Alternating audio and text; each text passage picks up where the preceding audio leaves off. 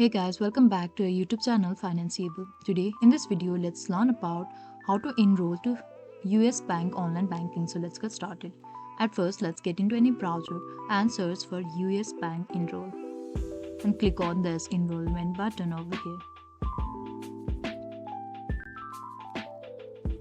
Now we need to remember our card or account number here. So enter your card or account number.